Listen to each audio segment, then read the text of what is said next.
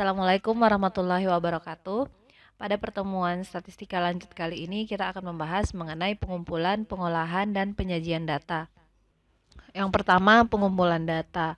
Hal-hal yang perlu diperhatikan dalam pengumpulan data yaitu yang pertama, mengapa data-data tersebut kita kumpulkan. Lalu yang kedua, jenis-jenis data apa saja yang akan kita kumpulkan. Yang ketiga, di mana kita mengambil data-data kita tersebut. Dan yang keempat, bagaimana kita mengumpulkan data kita tersebut. Yang pertama, mengapa data itu kita kumpulkan? Ya, yang pastinya karena ingin mengetahui tentang sesuatu. Misalnya, kita ingin mengetahui di dalam kelas lebih pintar anak siswa perempuan atau siswa laki-laki. Jadi kita mengumpulkan data-data siswa laki-laki dan siswa perempuan. Yang kedua, menunjukkan kebenaran dugaan atau hipotesis tentang sesuatu. Misalnya ada hipotesis yang menyatakan bahwa self-efficacy dapat meningkatkan hasil belajar. Nah, untuk membuktikan hipotesis tersebut, kita perlu mengumpulkan data. Lalu jenis-jenis data apa saja yang kita kumpulkan? Jenis data itu ada 3, ada data kualitatif, ada data kuantitatif, dan ada data kualitatif kuantitatif. Data kualitatif misalnya gender, perempuan, laki-laki, atau agama. Kalau data kuantitatif, ya data kuantitatif jumlahnya, misalkan 23, 40, dan seterusnya. Kalau kualitatif kuantitatif, ya gabungan antara gabungan antara kualitatif dan kuantitatif. Misalnya kita ingin tahu jenis kelamin dan jumlah siswa di dalam kelas ada berapa. Misalkan perempuan ada 60 orang, laki-laki ada 40 orang. Itu jenis datanya kualitatif kuantitatif. Kemudian di mana kita menemukan data, ya tergantung. Kalau data tentang hasil belajar misalnya kita ngambilnya di kelas atau di sekolah.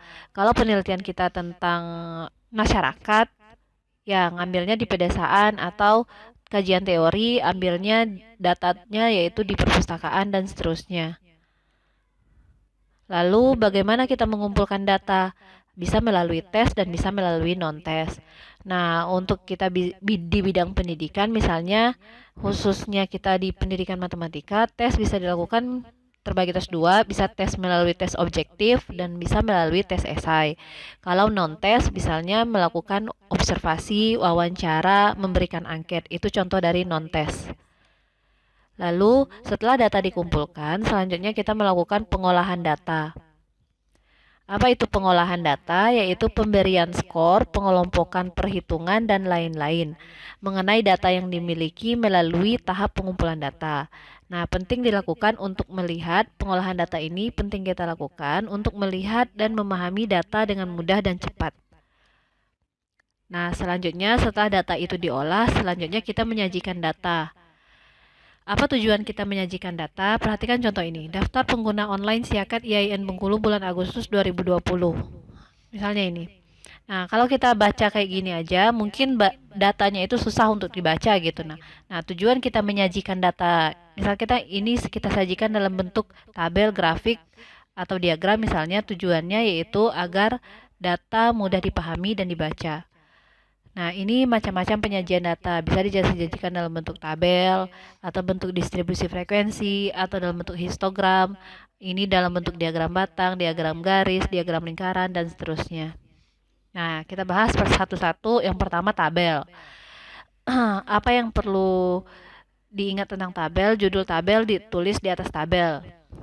Kemudian sumber tabel ditulis di bawah tabel. Ini contohnya. Nah, yang kedua ada diagram. Diagram itu banyak macamnya. Ada diagram batang, diagram lingkaran, diagram garis, diagram lambang, diagram interaksi, diagram batang daun, dan ada scatter plot. Pertama, diagram batang. Diagram batang ada diagram batang perbandingan. Yang kayak gini bentuknya diagram batang perbandingan. Fungsinya yaitu membandingkan dua kelompok atau lebih. Lalu dalam menggambarnya ini kita menggunakan frekuensi relatif pada sumbu vertikal. Ini menggambarkan dua kelompok ini, menjelaskan contoh yang saya tampilkan ini itu tentang pendapat dari perokok awal. Nah, ini contoh batang perbandingan. Kenapa batang perbandingan itu menggunakan frekuensi relatif bukan frekuensi ya? Contohnya kayak gini. Suatu survei mengenai respon terhadap perkuliahan online diberikan kepada seluruh mahasiswa aktif Stadus Matematika tahun 2020. yang terdiri atas 3 kelompok. Mahasiswa semester 2 96 orang, semester 4 57 orang, dan semester 6 70 orang. Berikut data yang diperoleh. Nah, ini kan per kelompok. Kalau kita ingin menyajikannya dalam bentuk diagram batang, maka kita menggunakan diagram batang perbandingan. Nah, ini diagram batang perbandingannya. Yang menarik di semester 2 ada 7, biasa saja 17 orang, membosankan 72. Masih semester 4 5, biasa saja 10, membosankan 42, semester 6 5, 15 dan 50. Nah, ini kalau kita menggunakan frekuensi relatif. Perhatikan kalau kita menggunakan frekuensi aja. Ini kan ada bedanya di sini. Ini yang biru lebih rendah daripada yang oranye. Padahal kan 42 ini bukan bandingnya sama 50, tapi 42 ini bandingnya ke kelompoknya 57, 50 dibandingkan sama 70. Makanya seharusnya tinggi grafik yang biru daripada yang oranye karena perbandingannya ke kelompok yang ini. Sesama mahasiswa semester 4. Lalu yang kedua ada diagram batang. Ada diagram batang bersegmen. Diagram batang bersegmen ini digunakan untuk alternatif pengganti diagram lingkaran. Di buku sumber itu, kenapa dia dikatakan sebagai pengganti diagram lingkaran? Ya, mungkin diagram lingkaran lebih susah untuk dibikin melalui tangan, maka ini alternatif penggantinya, dibikin diagram batang bersegmen. Setiap segmennya ini menyatakan frekuensi dari setiap kategorinya ini. Kemudian diagram batang sendiri. Nah, ini contoh diagram batang. Diagram batang itu boleh tegak lurus atau sejajar dengan sumbu datar, boleh tegak di atas atau sejajar dengan sumbu datar. Setiap batang harus mempunyai lebar yang sama. Lebar dari tiap batang ini sama. Kemudian ruang antara dua batang lebarnya juga sama. Namun ruang antara dua batang dan lebar batang itu sendiri tidak usah sama. Ini maksudnya ini sama. Maksudnya misalnya ini, antara ini sama ini harus sama, antara ruas yang ini dengan ruas ini tidak harus sama. Yang terakhir, bila datanya besar, maka datanya harus dipatahkan dan ujungnya diangkat. Pada ujung batang ditulis bilangannya. Misalnya ini, data untuk SMP ini kan 85.677, sementara data SMAP sampai STM ini kan cuma sekitar di bawah 22.500 ya. Dia sendiri yang paling tinggi 85.677. Nah, bila datanya kayak gini, diagram batangnya itu boleh dipatahkan. Lalu di atasnya dibikin 85.677. Kemudian diagram lingkaran. Diagram lingkaran ini lebih efektif digunakan bila komponen-komponen yang akan dibandingkan itu sedikit. Kategori-kategorinya itu sedikit. Misal ini Don't Know, Spider-Man, Batman, Fred Flintstone, Harry Potter, Marge Simpson. Ini kan cuma ada 1, 2, 3, 4, 5, 6 kategori kan. Jadi lebih efektif digunakan diagram lingkaran. Kemudian ukuran slice untuk tiap komponen biasanya menggunakan frekuensi atau frekuensi relatif. Maksud slice itu ini yang biru satu slice, yang krem satu slice, yang merah, yang oranye ini satu slice. Ini maksud slice-nya. Dan slice-nya ini menggunakan frekuensi atau frekuensi relatif. Dan diagram lingkaran itu sangat berguna untuk mengilustrasikan proporsi dari keseluruhan data untuk tiap-tiap komponen. Ukuran slice itu 360 dikali frekuensi relatif komponen. 360 itu ukuran derajatnya dikali frekuensi relatif dari komponen. Misalnya, evaluasi Prodi Tardis Matematika IAIN Bengkulu pada akhir semester genap tahun 2020 mengenai indeks prestasi mahasiswa didapatkan data sebagai berikut. Nah, untuk kategori IP 3,5 sampai 4 itu frekuensinya 103. 3 sampai 3,49 itu ada 94 mahasiswa, 2,5 sampai 2,99 itu ada 41 mahasiswa, 2 sampai 2,49 ada 2 mahasiswa, dan kurang dari 2 itu ada 0 mahasiswa. Berarti ada kategorinya ada berapa? 1, 2, 3, 4, 5, ada 5 kategori. Nah, untuk menggambar diagram lingkaran kita menggunakan frekuensi, boleh menggunakan frekuensi relatif. Ini bentuk diagram lingkarannya. Boleh menggunakan persen juga. Di sini ditunjukkan melalui persen. Ini kan ada 1, 2, 3, 4, 5.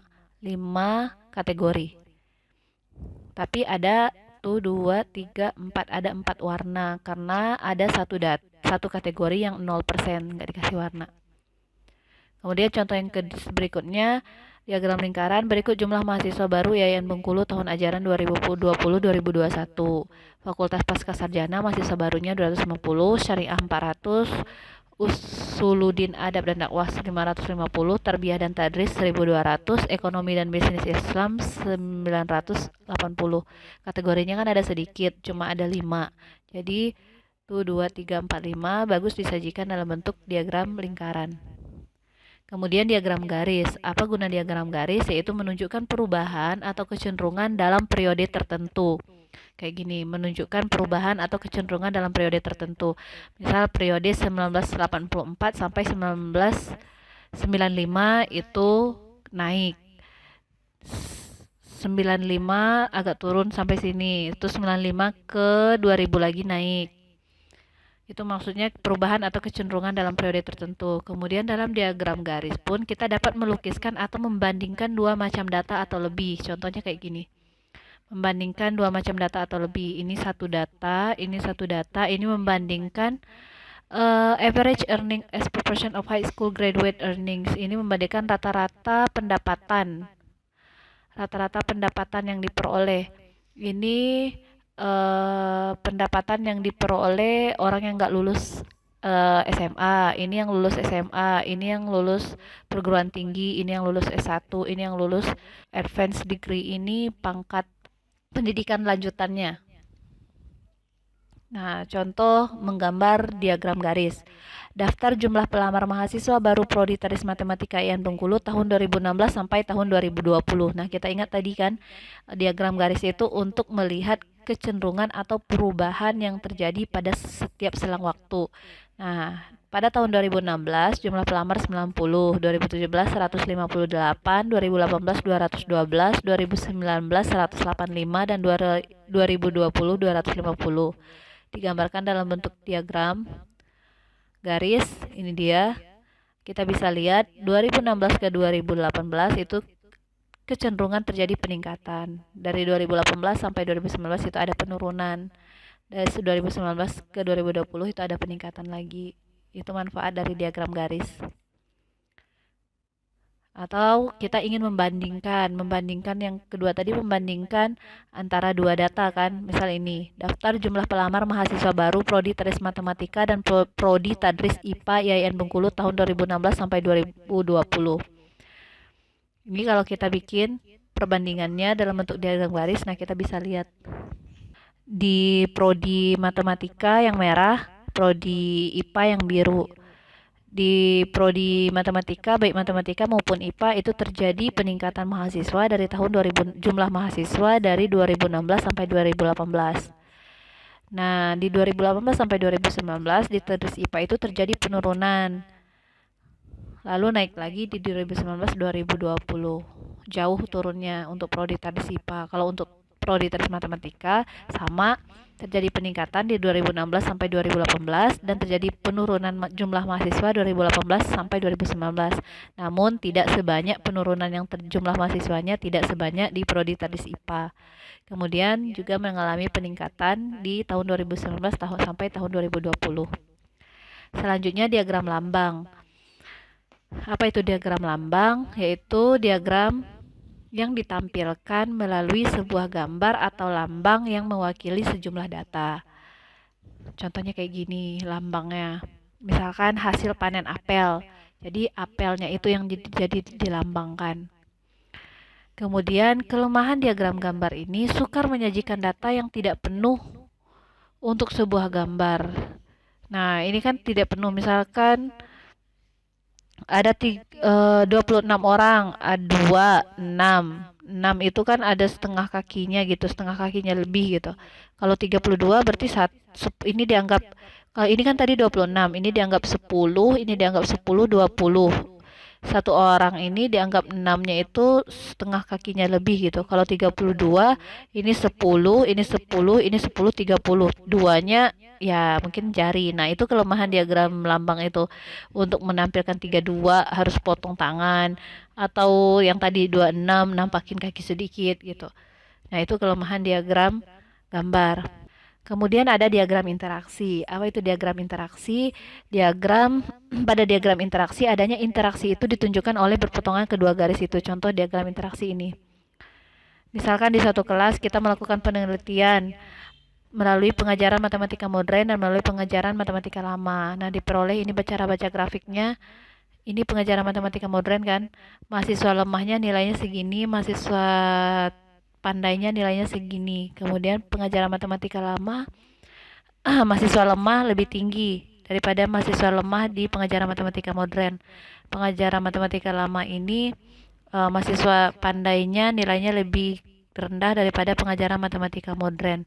Ini ada interaksi di sini. Dari sini biasanya kita baca grafik. Pada diagram ini interaksi ini kita baca pengajaran matematika modern ini cocok untuk mahasiswa pandai. Lihat nilai pandainya lebih tinggi. Sementara pengajaran matematika lama ini cocok untuk mahasiswa lemah dibandingkan nilai lemahnya. Kemudian diagram batang daun. Ini contoh diagram batang daun 1, 2, 3, 4. Contoh dari diagram batang daun. Nah, apa itu diagram batang daun? Diagram batang daun itu sebuah bilangan dipisah menjadi dua bagian, yakni batang dan daun.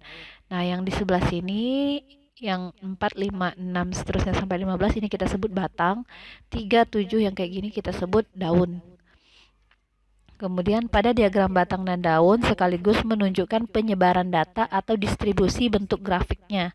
Ini bentuk grafiknya. Kalau kita gambar, selanjutnya pada diagram batang dan daun sekaligus menunjukkan penyebaran data atau distribusi frekuensinya.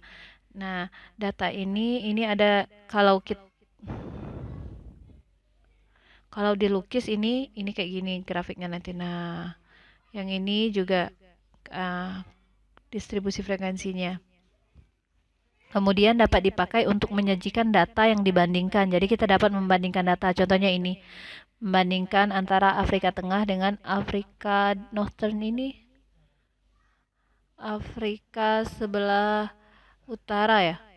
Ini 34 ini membandingkan dua data. Kalau ini datanya tunggal, satu data aja. Ini juga satu data, ini juga satu data.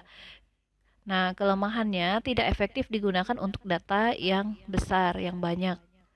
Yang besar nggak efektif. Contohnya, data nilai akhir mahasiswa Prodi Tradis Matematika IAIN Bengkulu semester 2 pada mata kuliah trigonometri. Ini. Nah, kalau digambarkan diagram batang daunnya, dia jadi kayak gini. Ini bisa terlukis langsung bentuk distribusi frekuensinya. Jadi kalau dilukis kan kayak gini. Nah, berarti nilainya berat ke 7, 8, 9, 10. Nah, keterangan selanjutnya, jika data terdiri atas 4 digit dan kita pilih ribuan sebagai batang, maka 3 digit yang tersisa sebagai daun. Misalkan ini 3977. 3 sebagai batangnya, kita tulis batang, 977 sebagai daun.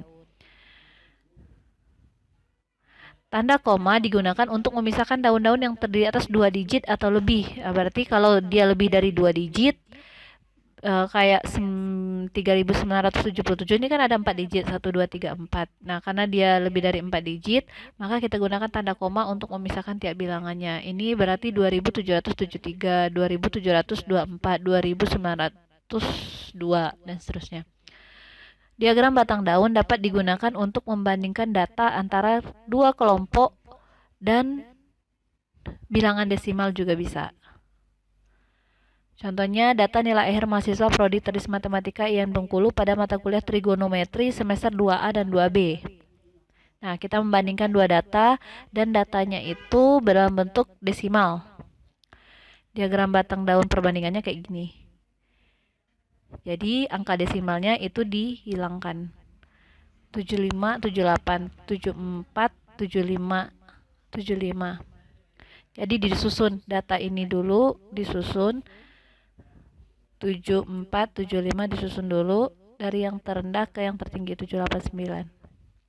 Kemudian yang selanjutnya scatter plot atau diagram titik sebenarnya. Pada suatu scatter plot, setiap pengamatan atau pasangan bilangan diwakilkan oleh suatu titik pada suatu sistem koordinat. Contohnya ini, sebuah penelitian dilakukan untuk menjawab pertanyaan apakah kemampuan spasial mahasiswa berpengaruh terhadap nilai akhir mata kuliah geometri.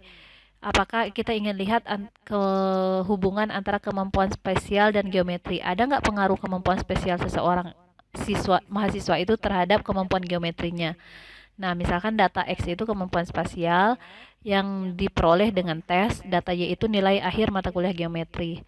Nah, ini nama mahasiswanya, ini gendernya, ini kemampuan spasialnya, ini nilai akhir geometrinya.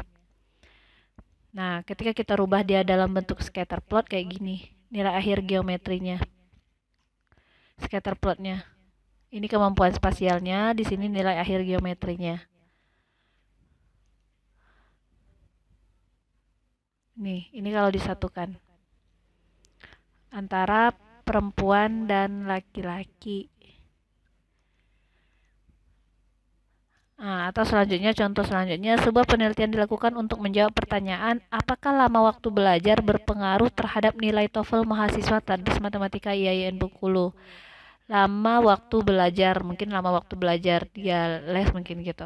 Ini 14 bulan, nilai TOEFL-nya 446, 15, 453, 16. Nah, kalau data ini kita sajikan dalam bentuk diagram titik atau scatter plot, bentuknya kayak gini.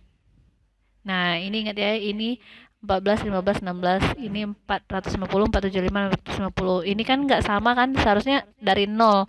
Kalau perbandingannya dari 0, 450 nggak di sini kan. Masa 14 aja di sini, 450 di sini. Seharusnya kan 450 jauh lagi ke situ. Nah, dalam menggambar scatter plot itu nggak perlu kayak gitu, nggak perlu harus sama di sini. Ukuran di sini sama di sini harus sama, nggak perlu. Ini kelihatan kan? Kemudian distribusi frekuensi dan histogram. Distribusi frekuensi pasti udah pernah lihat semua kan? Apa guna distribusi frekuensi? Mengurutkan bilangan-bilangan itu gimana cara pada distribusi frekuensi mengurutkan bilangan-bilangan itu menurut besarnya dari yang paling besar ke yang paling kecil atau sebaliknya. Lalu kolom frekuensi yaitu tulisan mengenai banyak bilangan tersebut dan angka. Contoh distribusi frekuensi. Nah ini, diketahui data mentah belum dikelompokkan ujian mata kuliah statistika matematika mahasiswa Tadris Matematika sebagai berikut. Nah, kalau kita ingin bikin distribusi frekuensinya, di sini nilainya, kemudian ada turus, kemudian ada frekuensinya. Yang terakhir histogram. Oke, demikian penjelasan materi pada kali ini. Saya tutup dengan Assalamualaikum warahmatullahi wabarakatuh.